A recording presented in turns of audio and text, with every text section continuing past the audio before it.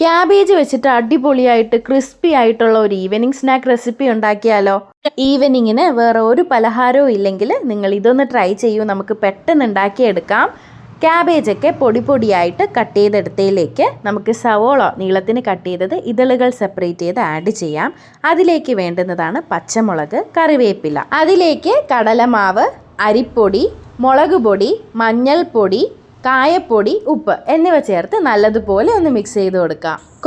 കുറേശ്ശെ വെള്ളം ആഡ് ചെയ്ത് കൊടുത്ത് നമുക്കിത് മിക്സ് ചെയ്തെടുക്കാം. ഒത്തിരി വെള്ളം കൂടിപ്പോരുത് കേട്ടോ.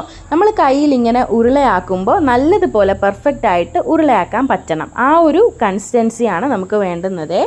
പാനിലേക്ക് വെളിച്ചെണ്ണ ആഡ് ചെയ്ത് ഓയിലൊക്കെ നല്ലതുപോലെ ചൂടാവുമ്പോൾ നല്ലോണം പ്രസ് ചെയ്ത് ഈ ഒരു മാവ് നമുക്ക് ആഡ് ചെയ്യാം. പ്രസ് ചെയ്തിടുമ്പോഴേ ആ ഒരു ക്യാബേജൊക്കെ മൊരിഞ്ഞ് സൂപ്പർ ടേസ്റ്റാണ് കേട്ടോ.